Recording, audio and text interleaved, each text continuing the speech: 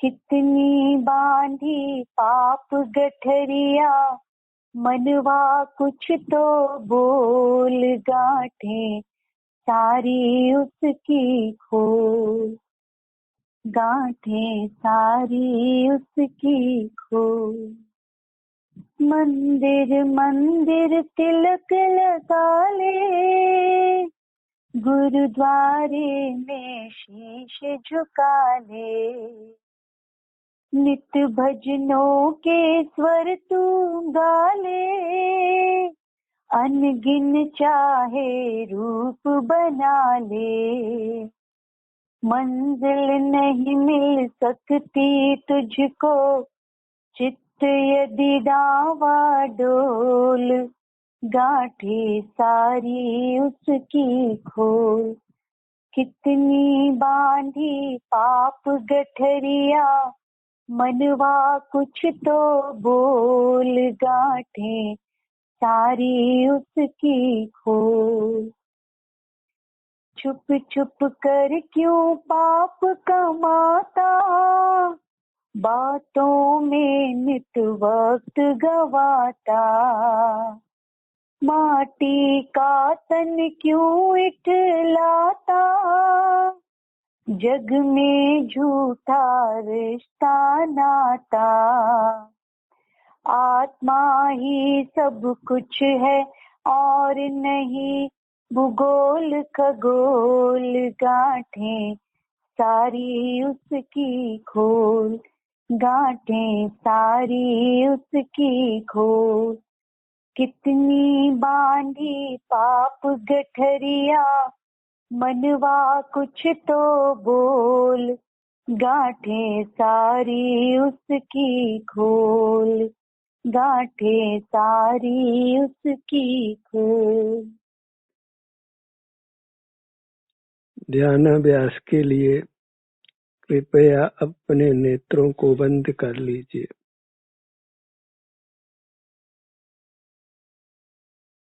अपना मुख अपनी ओर कीजिए।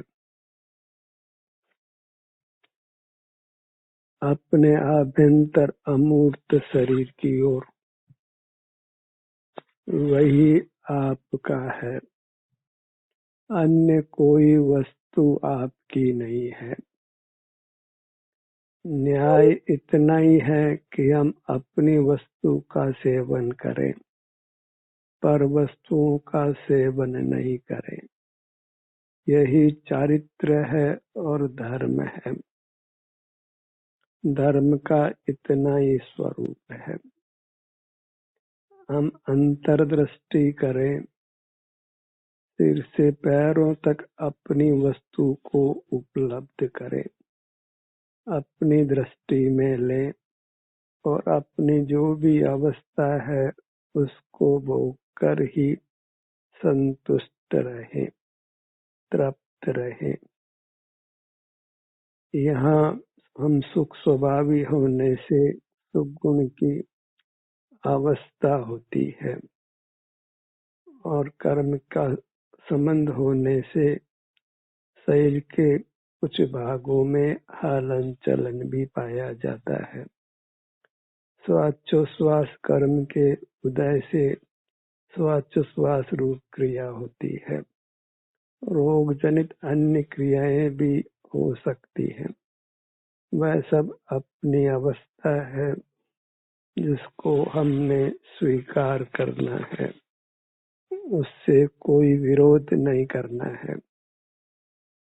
अन्यथा हम परमुख होंगे, पर पदार्थ का सेवन होगा, वही चरित्र का हनन होगा। अपने स्वरूप में आचरण करना ही चारित्र है, वही आत्म ध्यान है, वही कर्म निर्जरा का हेतु है। स्वरूपे चरणम चारित्रम, अपने स्वरूप में आचरण करना चारित्र है। तो अपने स्वरूप को पहचानिए और वह पहचान अंतर्दृष्टि से होती है, क्योंकि जीव मूर्त नहीं है कि वह इंद्रिय ज्ञान का विषय बने।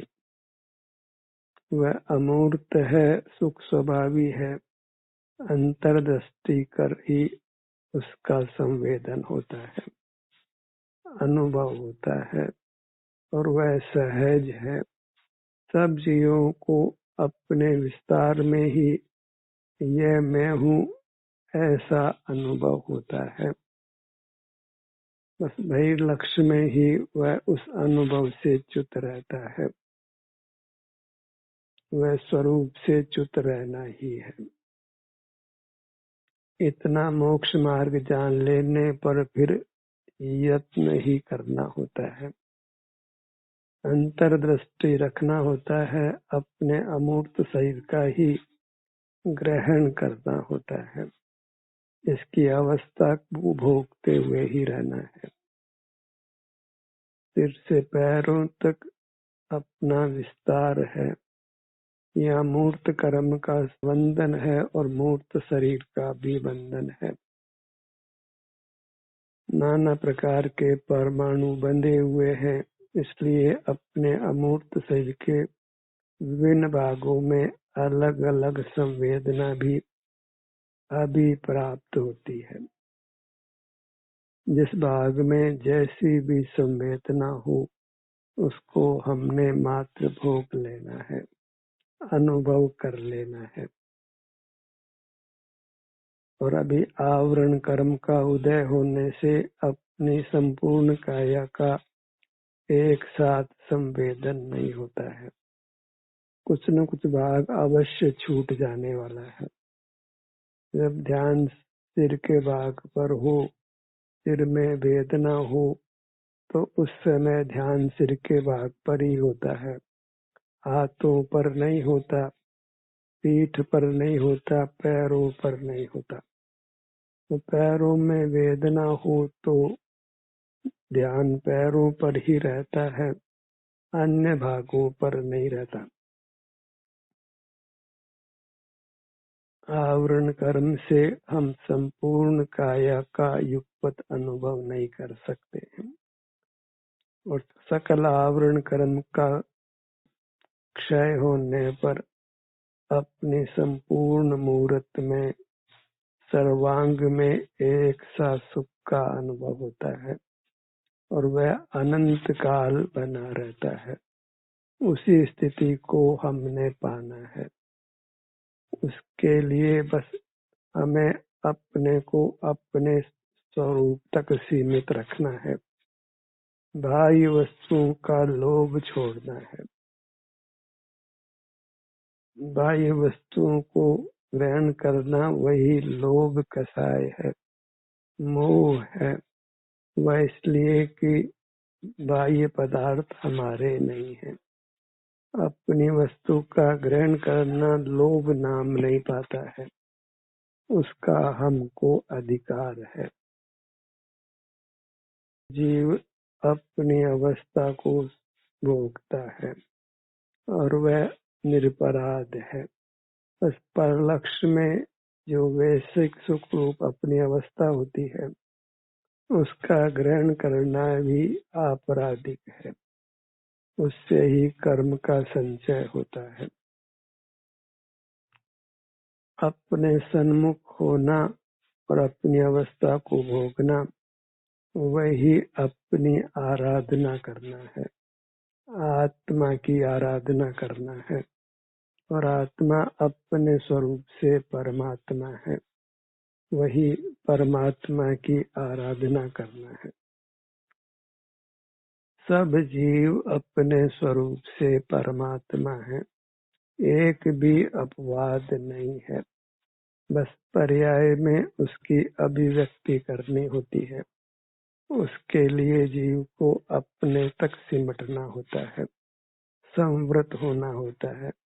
उसी से कर्मों का संवर होता है, कर्मों का आना रुकता है और पूर्वबद्ध कर्म की निकासी होती है, जिसको निर्जरा कहते हैं। और जब संपूर्ण कर्म निकल जाते हैं तो उसको कर्मों का क्षय कहते हैं। और उससे अपना सुख स्वभाव प्रकट हो जाता है। उसको केवल सुख कहते हैं। उसी केवल सुख को पाना है, वही हमारे जीवन का लक्ष्य हो, गंतव्य हो। एक ही लक्ष्य बनाना है, संकल्प करना है कि मुझे बद्ध मूर्त कर्मों का क्षय करना है, अपने सुख स्वभाव को पूरी तरह व्यक्त करना है, जिसमें फिर अनंत काल तक बने रहना है। इसके लिए सिमटना है, संकुचित होना है, अपने उपयोग की जो बहिर्किरणें हैं उनको रोकना है, निरोध करना है, वही इंद्रिय जय करना है। उसी से जीव जितमोह होता है, क्षीणमोह होता है। और यदि इंद्रिय ज्ञान का निरोध नहीं किया जाए तो फिर मोह का उदय होता है, मोह परिणाम होता है और जीव नूतन कर्मों से बंधता है और पूर्वबद्ध पाप कर्मों का अनुभाग बढ़ता है, स्थिति भी बढ़ती है, संसार और दीर्घ होता है। तो हमें फैलना नहीं है, पर वस्तुओं का ग्राहक नहीं होना है, अपने तक ही सिमट कर रहना है। वही ईमान धर्म है। फैलने को ही बहुआरंभ परिग्रह कहते हैं और उसका फल नरकवास है। बहुआरंभ परिग्रह नारकेशु। और जब बहिर्मुख नहीं होते हैं तो हम सरल होते हैं, निर्माण होते हैं, निर्लोभ होते हैं, क्षमाशील होते हैं। सदाचार की प्राप्ति स्वमुख होने से होती है। सदाचार शब्द ये कहता है कि आचरण अपने में हो, अपनी उपलब्धि होती है, पर का तो ज्ञान में झलकना ही है, मिलना नहीं है।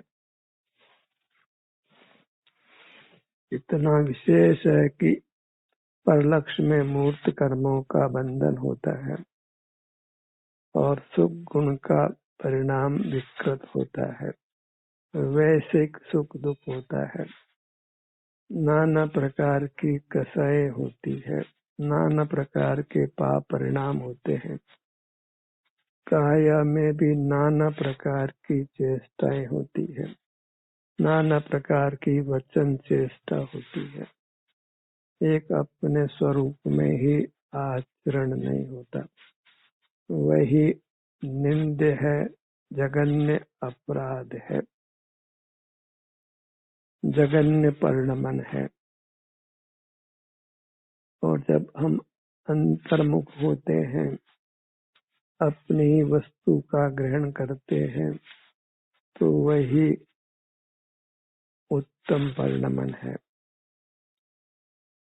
शरणभूत परिणाम है, वही दुख का मिटना है और सुख का आना है, वही जीवन में मंगलाचरण है।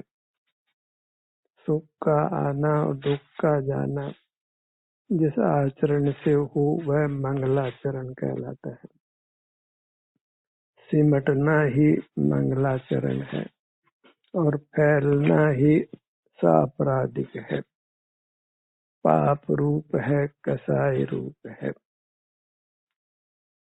स्वपर का विभाग हमारे श्रद्धान में हो, ज्ञान में हो और चारित्र में हो तो मोक्ष होने में देर नहीं लगती है। हम पर को स्व मान लेते हैं और स्व को पर मानते आए हैं। सारे इंद्रियगम्य पदार्थों को अपना बनाने का प्रयत्न करते हैं और सिर से पैरों तक अनुभव में आने पर भी इसकी ओर दृष्टि नहीं करते हैं और यहाँ मूर्त शरीर देखकर हम इसको अचेतन मानकर इसकी ओर दृष्टि नहीं करते हैं। पर इसी अचेतन में हमारा चेतन रूप गुप्त है, पर अंतर्दृष्टि से संवेदन गोचर है और शरीराकार होने से शरीर रूप से ही अनुभव में आता है। यही नरपिंड में सर्व विलास गर्भित है, गुप्त है, जो हमको मूर्त शरीर प्राप्त हुआ है। इसी में इसके बराबर हमारा अमूर्त शरीर है, वही हमारा द्रव्य स्वरूप है। इसी की दृष्टि द्रव्य दृष्टि कहलाती है। इसी में आचरण करना वह चारित्र है, इसी में अपनापन करना है, इसी में लीन रहना है, फैलना नहीं है। वह सब पराश्रय रूप है, पराधीनता रूप है। वह इंद्रियों की सहाय से ही होता है। हमें पर पदार्थों का आश्रय नहीं करना है। प्राप्त मूर्त शरीर की सहाय से भी प्रवृत्ति नहीं करना है। स्वाधीनता से ही प्रवृत्ति करना है, जिसमें मूर्त शरीर की सहायता भी नहीं लेते, बाह्य पदार्थों का आश्रय भी नहीं करते। वह सब अंतर्दृष्टि से ही संभव है। अंतर्दृष्टि से ही हम अपने अमूर्त शरीर से, जो हमारा स्वरूप है, उससे युक्त होते हैं और इसकी अवस्था का हमको अनुभव संवेदन होता है। यह स्वसंवेदन है, अनुभव है, अपना एहसास है और यही दुख से निवृत्त होकर सुखी होने का मार्ग है। यह व्यवहारातीत होना है, विकल्पातीत होना है। व्यवहार पराश्रय का नाम है। व्यवहार पर के साथ होता है, अपना अनुभव होता है।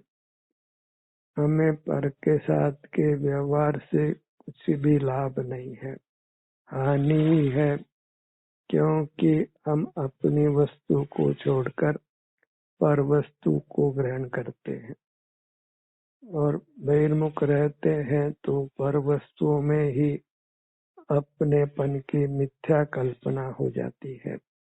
जैसे ये मेरे माता पिता हैं, ये मेरी संतति है, ये मेरे मित्र हैं, ये मेरा मकान है, ये मेरा मूर्त शरीर है। नाना प्रकार का अपनापन पर पदार्थों में हो जाता है और फिर जहाँ अपनापन होता है वहाँ हम स्वच्छंदता से उसके सन्मुख रहते हैं, उसका आश्रय करते हैं। तो फिर मोक्ष मार्ग का प्रारंभ ही नहीं होता। इंद्रिय द्वारों को बंद रखकर ही हम पर पदार्थों के साथ अपनेपन की कल्पना को मिटा सकते हैं। तो अंतर्मुख होना सुखी होने की प्राथमिक शर्त है, क्योंकि उसी से हमको अपनी मूर्त दृष्टि गोचर होती है। ये मेरा रूप है, ये मैं हूँ, ऐसी प्रतीति होती है और इसके परे जितने भी पदार्थ हैं वे मैं नहीं हूँ, मेरे नहीं है, पर है, मेरे द्वारा भोग्य नहीं है, वे मेरी सीमा के बाहर हैं। उनके लक्ष्य से मोह की ही उत्पत्ति होती है, रागादिक दोषों की उत्पत्ति होती है, आकुलता ही बनी रहती है। पर में कर्तृत्व तो नहीं होता, पर करने का विकल्प रात दिन सताता है। पर का स्वामित्व तो नहीं होता, पर के स्वामित्व की कल्पना का दुख रात दिन होता है। पर का भोग तो नहीं होता, पर के भोग की मिथ्या कल्पना का दुख रात दिन होता है, और उससे हम नाना विपरीत आचरण भी करते हैं, लोक निंदे कार्यों को भी करते हैं, 5 पापों का सेवन करते हैं, सप्त व्यसन का सेवन करते हैं। इन साधिक परिणामों को हम बेबस होकर भी करते हैं। मोह में कुछ जोर भी नहीं चल पाता है। मोह का उदय नहीं हो, उसका एक ही उपाय है कि हम अंतर्दृष्टि कर अपने मूर्त को ग्रहण करें, उसी से युक्त रहें। उसी की दशा जो भी सुख दुख रूप है, हलन चलन रूप है, या अन्य जो भी कुछ परिणाम कर्म के संबंध से अंतर्दृष्टि होने पर भी हो रहा है, उसको ही भोगते हुए रहना है। इसी से प्रमुखता मिटती है, कुशीलता समाप्त होती है। इंद्रिय ज्ञान को ही कुशीलपना है। उसी से हमारे ब्रह्म स्वरूप का घात होता है, धर्म का घात होता है, शील का घात होता है, चारित्र का घात होता है। नाना रोगों की उत्पत्ति होकर जीवन दुख रूप होता है। जब हम अपना ही ग्रहण करते हैं, अपने में स्थित होते हैं, तो स्वस्थ होते हैं, और स्वस्थ होना ही सुखी होना है। पूरी तरह स्वस्थ परमात्मा ही है, क्योंकि वे अपने स्वरूप से कभी विचलित नहीं होते हैं। अपने शरीर में ही होने वाले सुख का उनको अनुभव होता है, जगत का परिचय नहीं होता, क्योंकि जगत के परिचय का निमित्त मूर्त कर्म का संबंध उनको नहीं है। ज्ञान आवरण कर्म के क्षयोपशम से ही जगत का ज्ञान होता है, उसमें भी इंद्रियादि की पराधीनता होती है, और परमात्मा को ज्ञान आवरण कर्म का क्षयोपशम नहीं होने से ज्ञान नहीं होता है, और सकल कर्मों के क्षय से एक केवल सुख की ही प्राप्ति होती है। बद्ध 8 कर्मों के क्षय से जीव केवल सुख को ही पाता है, जो उसकी कामना है।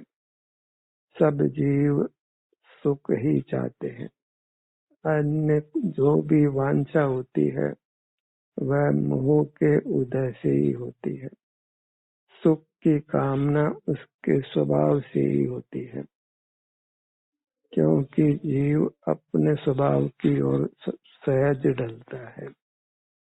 सुख की कामना भी सहज होती है, और जब सुख की प्राप्ति हो जाती है तो फिर सुख की कामना भी नहीं रहती है, सुख का ही अनुभव होता है। आपको सुनते हुए भी अपनी दृष्टि को अपनी ओर रखना है। जैसे कार का ड्राइवर बातचीत करते हुए भी दृष्टि को बाहर बनाए रखता है, यद्यपि उसमें समय भेद होता है, फिर भी वह शीघ्र बाहर की ओर देखता है। ऐसे ही आप सुनते हैं तो भी शीघ्र आपको अपनी वस्तु को अंतर्दृष्टि कर ग्रहण करना है, तभी इस सत्र से जुड़ने का आपको लाभ हो सकता है, क्योंकि लाभ आपको आपसे ही होना है, आपसे युक्त होने से होना है। आपके लिए आप ही परमेश्वर हैं, आप ही गुरु हैं, आप ही शास्त्र हैं। आपका आराध्य आपका अपना स्वरूप है, अन्य कोई नहीं है, क्योंकि आराध्य आराधक की एकता है।